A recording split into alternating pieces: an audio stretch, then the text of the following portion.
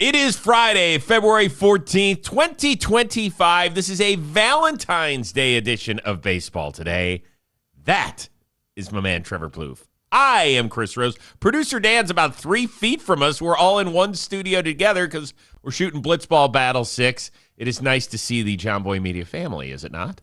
It's always electric when we're in the same room together. But Yes. yeah, we have, 50 people in the warehouse right now. One of our biggest events is Blitzball. So yeah, it's fun, man. Getting together, talking shop. A lot of stuff has happened, Chris. We got to talk about it. I know. It's been a few days since we've been together, but we start off with a tip of the cap, even though I'm not wearing one, to the lovely ladies in our lives who are 3,000 miles away on this Hallmark holiday. So would you like to give a shout out? Yes, I met Olivia on November 23rd, 2008. We've been together ever since. We first started hanging out. We were 52 days straight. We watched Lost all together, almost in its entirety. We just spent a lot of time together, and I love her more now than ever. It's crazy. So shout out Olivia. When it gets to October of 2025, Michelle, Rose, and I will have known each other for 30 years. Nice. Married over 28 by that point. So it was quick. You and her got married quick. Yeah, within 2 years. Wow, okay. Yeah, it was quick. We knew what we were going for. Now I don't think she knew what she was in for, but that's different. So love you, you miss guys you. are couples goals for me and Olivia. I appreciate that. No, we're hanging in there, as we like to say. You know, she just made a trip with me to Cleveland and New Orleans. She's going to sit this one out, and then we'll get to go to Indy together to go visit our youngest son, college. So that's cool. Let's get to it though. We haven't done a show since the Alex Bregman deal broke. 3 years, $120 million with the Boston Red Sox. There are deferrals that bring that AAV down. He's got opt-outs. He's got the left field wall, the whole bit. And it kind of caps a great offseason, in my opinion, for the Boston Red Sox. So good that are they the biggest threat to the New York Yankees in the American League, in your opinion? Yeah, I think there's an argument that they have the best roster in the American League right now. We've talked about better this. Than New York? We've talked about this a lot, Chris. Okay, there isn't a team that truly stands out in the AL. I think the Yankees have some really good things going for them. I don't think they're an unflawed roster. There isn't a complete roster, in my opinion, in Boston. Here's why I might give Boston the leg up. They have filled out their roster very nicely. I love the Alex Bregman addition. I'm curious to see what they're going to do with him. Is it going to be at second base? How long is that going to last? But they have been able to keep their top prospects, which they could be used as prospect capital to bring somebody else in. I think it happens so early on in the season that people forget Garrett Crochet is going to be leading that rotation. I have super high hopes for him this year.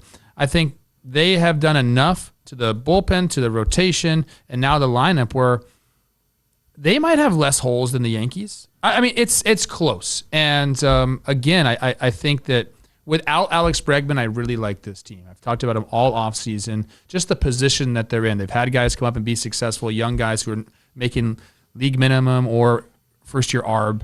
And that when you do that, you just have so many options. So I think they're in a really, really good spot. With the addition of Bregman, I could see them being the best roster in the AL right now. Yeah, well, they were a 500 team a year ago. You add a top-of-the-line guy like Crochet, who hasn't pitched as a starter in this sort of atmosphere. So I want to see that. I don't think it'll change him, but you never know. Big leagues are big leagues. I get it. I know it does. He's awesome. He has that kind of stuff where like put him anywhere. By the way, I do want to just get on this. Don't play Alex Bregman at second base, please. Please, you've got a Gold Glove winner that you could stick in at third. Rafael Devers is not a good defender. He's just not. This is a team that led the American League in errors. I believe only the Miami Marlins had more in all of baseball. You've got the answer to the test right there. Yeah, it's interesting. That means what are they going to do with Casas and Yoshida? I think, do you want Casas? I mean, I don't care about this, but a lot of people say Casas is so young. Do you want him at DH? Is Devers going to be the DH? Devers would be the DH. He's also pretty dang young, too. I don't care about that. I think fill your roster out how you want to fill your roster out. That would mean they'd probably have to trade Yoshida, or he'd be an expensive depth piece on the bench. Yeah, you're going to have to eat some money, is what it comes. I don't care about that. Why don't you just have an expensive depth piece on the bench? I don't know. Why not? I don't know. I mean, somebody would want him as a DH. I think he's got a little bit of an arm issue, so I don't know if the outfield is in his future in the early going? The way I think about it is, I don't think they need to save money. I don't. Okay, this is the Boston Red Sox we're talking about. I'd rather have a guy like that on my bench than trade him for some nominal prospects that may or may not work out. Okay, that one I'll go along with. But I would be adamant if I were a Red Sox fan of wanting Bregman at third. You could put Campbell or whomever you want at second. Yeah, who would start at second? Well, but they've got their choice of some young guys, and you're going to put him opening day second baseman right now. Why not? I mean, go hit the guy ninth in this lineup. Great, go for it. It seemed to work for the New York Yankees 30 years ago, right? Having a middle infielder hit ninth for them. Derek Jeter? Yeah, worked out pretty well. Yeah, so all I'm saying is that let's not overthink this. You've got a Gold Glove third baseman. If you have to make a move or you have an expensive depth piece, that's fine too. I just like where they are overall. Devers said, I want to be at third base, right? I believe that's what he said. His agent did. He doesn't have that choice. I'm sorry. He already got his money. I'm just saying you signed a long-term deal. Like, the team can play you wherever they want to play you. And who's been the most famous Red Sox player over the last 40 years? David Ortiz. What did he play? Yeah, thank you. The other side of this is that, there were reportedly at least two other teams that were seriously in on Bregman. Are you more bummed for Cubs fans or Tigers fans? Tigers fans, 100%. We marked their offseason as a loss on Talking Baseball, and a lot of people were mad about that. They said wild card, if anything. The reason I marked it as a loss is I feel like they could have offered Bregman what he wanted. When they weren't really even close AAV-wise. But money-wise, it was really good. Well, total value, yes, but 7 years, 160 is not even close to 3 years, 120. Well, I was reading 6 for 171. It might have been 6 for 170 instead of 7. Either way, it's still not close AAV-wise. They could have done, I think if I'm the Tigers, I'd do that deal with Bregman. It kind of lines perfectly with kind of where they have their window. And it's not like they have a ton of money on the books. They're scarred from Javi Baez. I understand that. But Alex Bregman immediately makes them the best team in the AL Central. And now I think they're in a tight race with the Guardians, the Royals, and the Twins.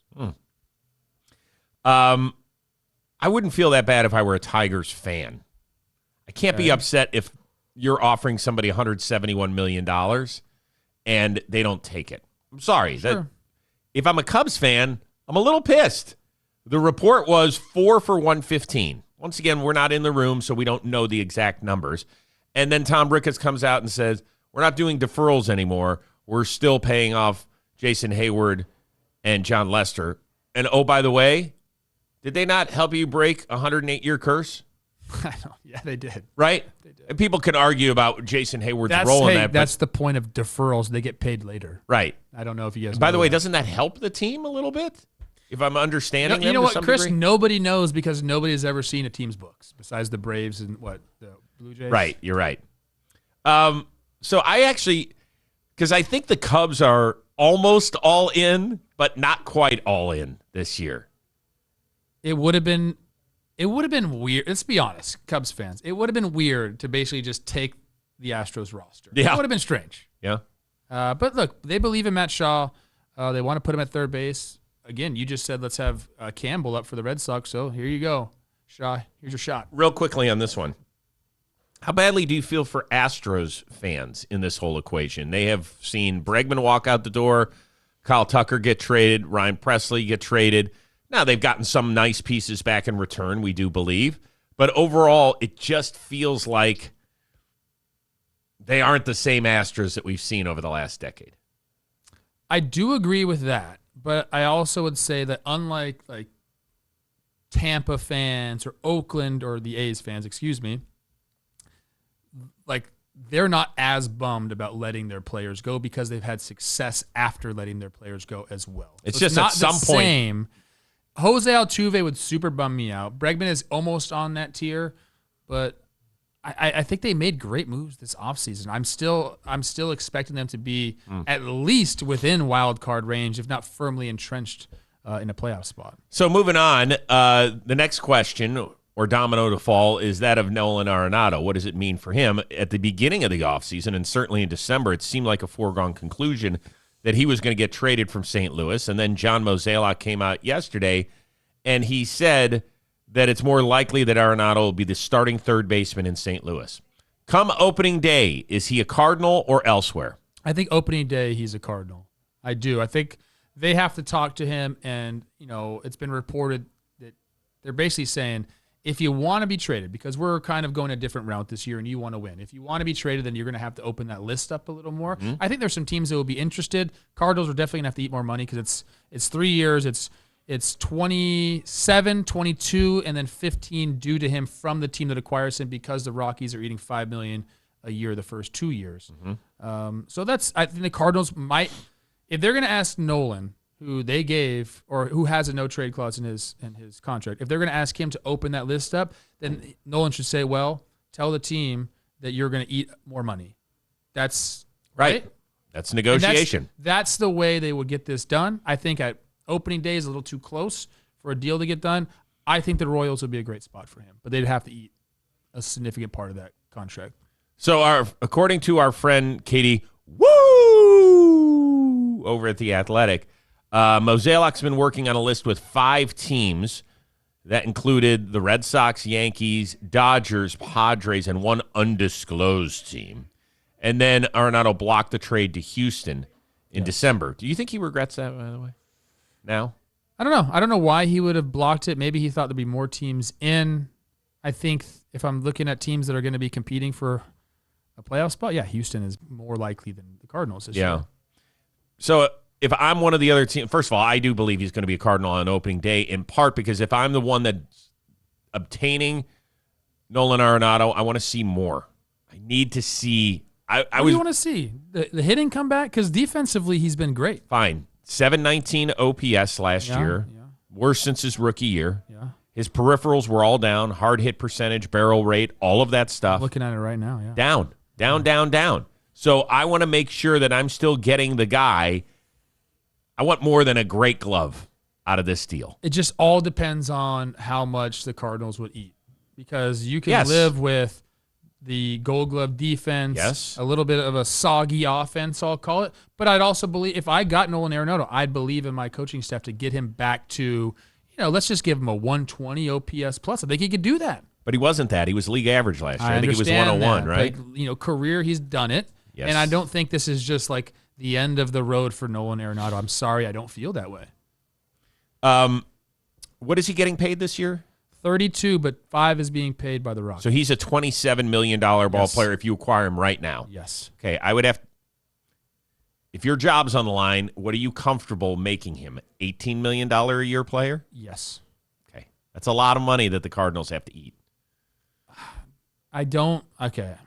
Well, when you're talking about the negotiation, I mean, the Cardinals don't just want to give him away to get him off the books. Why? They're not competing. Who cares? I mean, dude. Well, you want something out of this deal. What's one of the smarter teams in the big leagues right now? It's the New York Mets. Their front office started doing what? Taking more money off the books. Because they've got the richest owner in the sport. They're all rich. But they're all not Stevie Cohen. It doesn't matter. If I was a Cardinals and we were resetting and we clearly don't want Nolan Arenado on our team. I mean, geez, make it more clear, right? Right. Eat the money, get a better prospect, you're going to save money by getting him off the books. Just because you're going to let a $2 million difference make up that, and instead you're going to pay the full 27 because you don't want to pay $2 million extra to a team? That's crazy. Right, but there's also the other side of this is that, once again, you want something in return.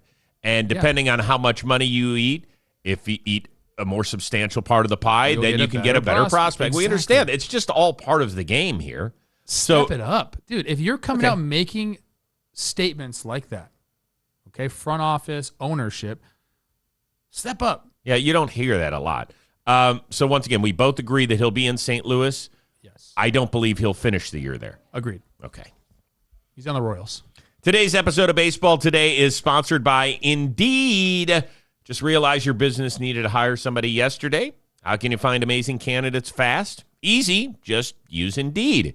When it comes to hiring, Indeed is all you need. Stop struggling to get your job posts seen on other job sites. Indeed's sponsored jobs helps you stand out and hire fast. With sponsored jobs, you post jumps to the top of the page for your relevant candidates so you can reach the people you want faster. According to Indeed data, sponsored jobs posted directly on Indeed have 45% more applications than non-sponsored jobs. No need to wait any longer. Speed up your hiring right now with Indeed. Baseball Today listeners, you're going to get a $75 sponsored job credit to get your jobs more visibility at Indeed.com/baseball. Once again, head on over to Indeed.com/baseball right now. Support our show by saying you heard about Indeed on this very podcast. Indeed.com/baseball. Terms and conditions apply. Hiring, Indeed, is all you need. All right. As expected, Clayton Kershaw officially a Dodger for the 18th straight season with the big league club. 1 year, $7.5 million deal with plenty of incentives thrown in there as well. Said he wasn't ready to retire. He's going to be taking it year by year. Knowing that this could be the end of the line for a future Hall of Famer, how big a piece of the narrative is he this year with the LAD? This one is a struggle for me. I believe he'll be part of the narrative because he is like, the godfather there. I think Blake Snell said one of the coolest things he's ever done was throw a bullpen in front of Clayton Kershaw. So obviously he has, the attention of the roster. He's, can be in these guys' ears, helping them, have a great season.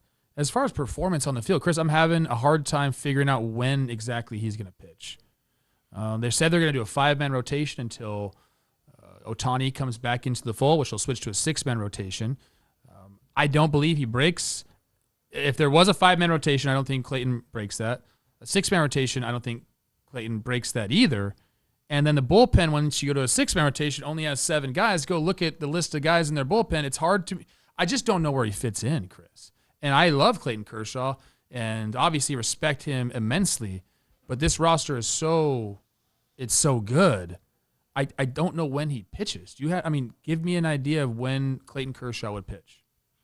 Barring injury. Well, so he's going to pitch when they need to give one of these guys a breather, and we've talked about it, how they're going to use the injured list. But how do you keep him ready for are they going to plan spot starts throughout the year? Because sometimes they do that. They look into the schedule and say, okay, here's a stretch of 10 straight days we're playing, and maybe we'll give this guy an extra day so Clayton, you'll start here. It makes it very difficult on a guy, especially of his age, to prepare for that.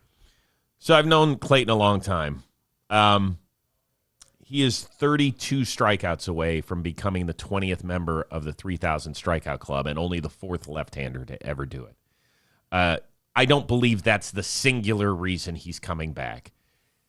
It would have been easy for him to walk away, right? This is the second season he's coming back from injury. It's a shoulder this time. That can get tricky at this age. He's got 4 kids back in Dallas. He's actually going to end up on the 60-day injured list, and he's going to go back and forth between Arizona, where he had a press conference on Thursday, and then he's going to get the chance to go home and be dad, and I think his oldest child is maybe 9 or 10, and, you lose a lot of time when you're a big leaguer and you don't get to see everything, every recital, every ball game, every band comp, whatever it is. Once you miss them, they're gone. They're off to Pluto, and that's it. And so he wants to be able to see that and still compete at the highest level, which I understand. I think he's there as vacation relief for the dudes that are in the rotation. I know that's a weird way to look at it, but I honestly believe that. But what spot on the roster does he take? It's, hey guys, who needs a little bit breather? Who's back? Are you talking tweaked? like phantom eye-yelling people? They are going to lead the league in that. Is he just not going to be on the 40-man roster, or he is on the 40-man roster, but not on the active roster until they need him? Well, first of all, he said in his press conference that I'm going to go on the 60-day, and then I think I'll be ready after that. So that's pushing the first 2 months, so that gets us all the way to June. Yeah. All right? And then by then, something will have shook loose. That's what I'm saying. There's going to be... my point is Blake Snell missed some starts last year. Part of that was because of the late start with the Giants. But he's been known to hit the injured list. Our buddy Glass now has certainly found his way there countless times before. Who knows how they're going to bring along Roki, with the workload over here. All those guys that are in the rotation have some. Shohei, who knows when he's going to Shohei? But there's roster limits on pitchers. It's going to be interesting to see. Real quickly, Scherzer, Verlander, Kershaw. Which order, 1 through 3, best career? Oh my gosh. That's not fair because I don't have my laptop in front of me, and I'm just thinking from my The other two perspective. guys have already reached the 3,000 strikeout Yes, they're club. very close. They're 10 and 11 together. Verlander also has won an MVP like Kershaw. Yes. Scherzer has won multiple Cy Youngs, just like the other two. I think, well, okay, Scherzer has... This is actually a great exercise without looking at the numbers. Yeah, no, because I'm thinking I faced... Well, I actually never faced Kershaw. How about that? Huh. At least I don't think I have. I might have, actually. They all have won in World Series. Mm-hmm. I think I'm going Clayton 1. Verlander 2, Scherzer 3, but they're all so good. I mean, that's a difficult question. You know I think what? That's where I would go. Why don't you leave it in the comments? Let us know That's who. an insanely difficult question. Yes, who you'd pick and why. I'm going to guess this. I think most people will go Kershaw 3 based on his postseason performance, which I don't always think is fair, but I understand it. I'd be willing to listen. I think I'd go Verlander, Kershaw, Scherzer. Regular season statistics, I don't have it in front of me. I think Kershaw is blowing him out of the water, right? He's got the best ERA in the history of the sport for the number of innings pitched. Postseason means something. Totally does. That's an insanely difficult question. Yeah. And what did you say? I said Verlander, Kershaw, Scherzer. I think. Oh, my gosh. I think. Okay. I'll give love to my In LA part guy. because I felt like Verlander had the great start, and then he had a little bit of a rough. I thought he was done. Yeah. In like 2015 or something like that. He had a couple years there where he he's was still pitching 10 years later. not only that, still pitching, but winning Cy Youngs. Yeah. Since then, No, it's pretty impressive. Crazy, yeah. Good for him. That's a good one, though. I kind of like that. Padres have added a couple arms in recent days since we last spoke. Nick Pivetta, 4 for 55, pitched in Boston last year. And then kind of a move that slid under the radar because most people don't know his name, Kyle Hart. He pitched most recently in the KBO. He got a 1-year, $1.5 million deal. They hope that he's the next guy that goes over to the Far East, figures something out, and then comes over here and has success a la Merrill Kelly and guys like that. Anyway, The Athletic also reported that the Padres plan to hang on to Cease and King, who can both be free agents after this season. Is it smart to not trade either of those right-handers before the season starts? I think it's very smart to not trade either of them. Okay, you need rotational depth. These guys are, I guess, not even rotational depth. These are frontline starters, both of them. I think King is in that discussion 100%. Why would you give them away? I think the course of action that they will take and should take is start with them on the roster. Let's see how it goes. You're not going to get some better return right now than you will at the trade deadline for those guys. It's going to be very, very similar, and at least you give yourself and your team and your fan base a chance to get into the season. So I don't think either of them should even be talked about being moved until we see what happens around July 1st. Where are the Padres? Who needs pitching? Because that matters. You know, they're not just going to give them to any team that needs pitchers. Like, do you like the prospects that this team has? Stay with these guys, see where you're at in July, then make a decision. I think that, I don't know if I would play a game with them, but I would say, hey, listen, here's a good offer for both of you. Whoever takes it first gets it. Like what sort of deal? You're talking about? Yeah. I try to just give one it of them. Yeah. Okay. And then I'd ship the other one out. I think King would be a lot cheaper than. I agree with that. I think he would probably be. I think he'd be easier to negotiate with. Okay. Would be my guess on this. And King they did end up settling before they went to arbitration. He got a 1-year deal plus an option as well for next year, but it's a mutual option, so he'd probably kick it if he has. Look, worst case scenario, you keep both of them, you miss the playoffs, and you offer them both the qualifying offer. Yeah, I get that too. Yeah. Plus, by the way, somebody's going down in spring training. I hate to say it, but it's going to happen either in spring training or the first week of the season. Last year, Kodai Senga went down. He ended up throwing one game during the year. Yeah. Shane Bieber made 2 starts. He was done after that. I'm not saying that it's a perfect match for the Padres with all these teams out there, but there are teams that expect to contend that somebody's going to lose a starter. It always happens. So I think both those guys start the year in San Diego. I'm not so sure they end it. One guy who I think will get traded, and I would do it sooner rather than later if I were the Padres, is Robert Suarez. he's had a great couple years there. He was fantastic last season. He's making $10 million this year, and then 2 player options for 8 apiece. He's 33 years old, and we know that with relievers, that gets a little fickle. Like, it can go south quickly. So maybe sell high. If somebody doesn't feel great about their bullpen, I would get him going. Sell high, sure. I'm more inclined to move a reliever than a starter, yes. Yeah, and I think they believe in all the arms that they've got down there in the bullpen as well. They got a lot of talent. Yes. All right, today's episode also sponsored by Mando, the whole body deodorant that is changing the game. As somebody who has tried it, and I have, I can tell you stuff works everywhere. Pits, thighs, yes, even those awkward spots, Mr. Plouffe.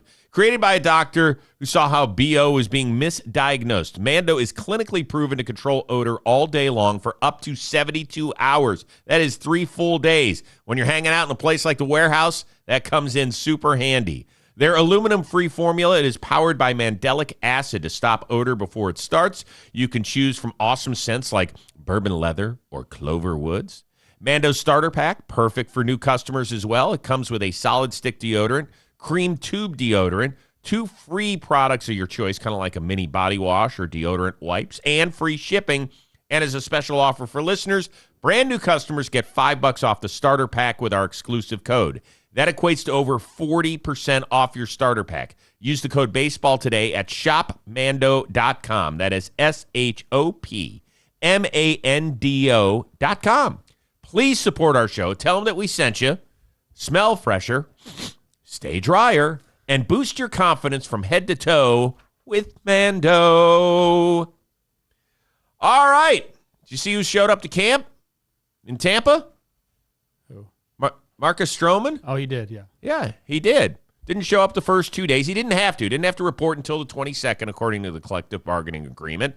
The Yankees obviously made some moves with their rotation, namely Max Fried is in. There's only 5 spots in the rotation. Certainly doesn't seem like Marcus Stroman is one of those 5, and so he was asked about that. Could you handle being a reliever? I'm a starter. So right now, I'm a starter. You're the 6th starter, so how do you handle that? See how it plays out. I'm a starter. Sounds like a message to Cass saying, if I'm not in a rotation, you better get rid of me because I'm not going to You think me saying I'm a starter is, I'm a starter. That's like me making the most basic, brief statement. I'm a starter my entire career. Go look at the numbers. Any problem with how he handled that? I don't love it. I mean, well, what don't you love about it? Because he is a starter. Okay, we just talked about Gleyber Torres all offseason. He wouldn't move positions, so made the Yankees worse, right? Mm-hmm. And we gave him I don't know if I gave him any crap, but people around the league and media gave him crap. I mean, I believe Cashman was not happy about it, right? So it's the same exact message. I'm not willing to do something for my team. I'm a starter. As a player, do what you got to do. Like, he's earned the right to say whatever he wants. He's been in the league a long freaking time. He's been a good pitcher for a long freaking time.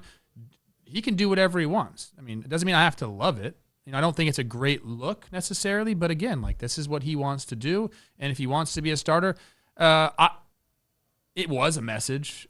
Like, let's be honest here. He's not going to come and say, yeah, that's straight to Cash and Hal, but I mean, it was a message being sent. Okay. So first of all, he is a starting pitcher. He has thrown 261 games in the big leagues, only 9 out of the bullpen.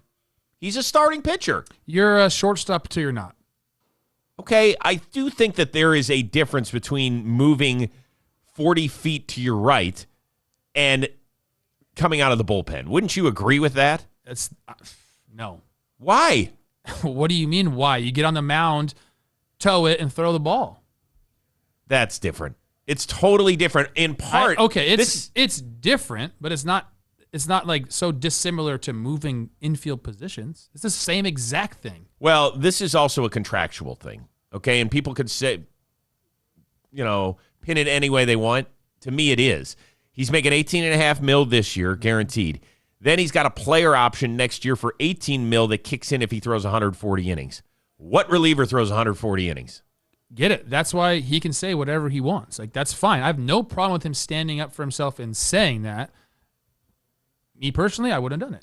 It's kind of where I'm at with it.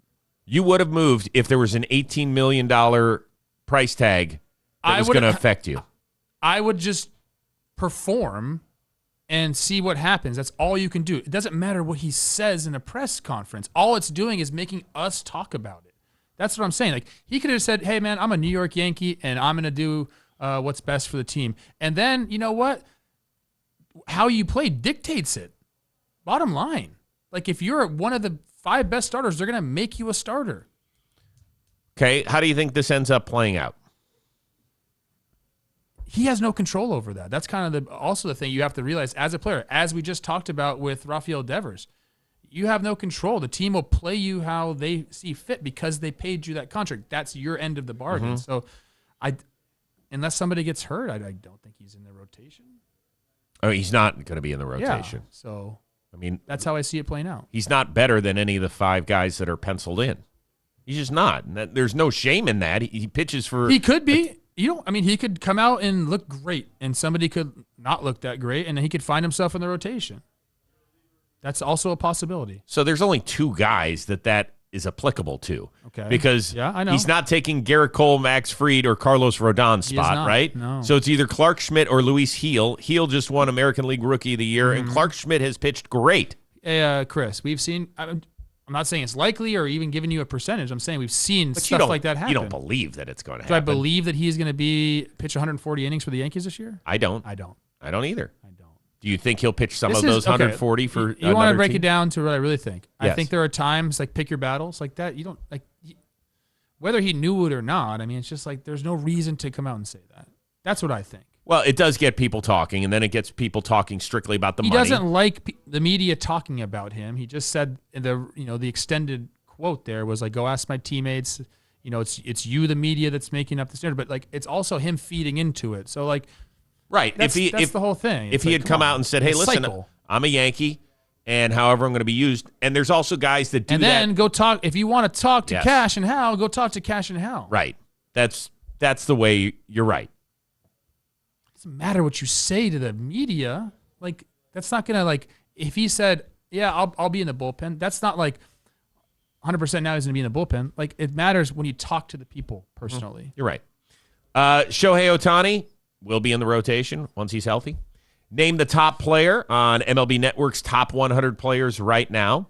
Gunnar Henderson made the biggest leap of any player into the top 10. He moved from 34th in 2024 to 10th this season. Which player has the best shot of making the biggest leap into the top 10 next year? Wild card for me is Garrett Crochet. I think he's in the 50s right now. I think he has a chance to really bump himself up there, although it's pretty hard to top the crack 10 as a pitcher. So I have the real answer. It's Elly De La Cruz. I think he made the biggest leap coming into this year. Yeah, he was number 100 last year. Now he's 31. Yeah, that's a big leap. An incredible season out of him last year. 5-tool player. The defense is already great when you're factoring in range and the plays he can make. I think he can even clean that up a little bit more. The big thing for him, he was 23 years old. The big thing for him is strikeout percentage, whiff rate, all those things. Those things get better with age. Like, they're naturally going to get better the more pitches that he sees. So I think, he's 8th percentile, 6th percentile in whiff and K rate, respectively. If those things get even average, we're talking about now a guy that already put up like an 8-WAR season. I mean, he's got a chance to be in the MVP discussion with Shohei, and he should be. I'm going to go with somebody who is even younger than Elly De La Cruz.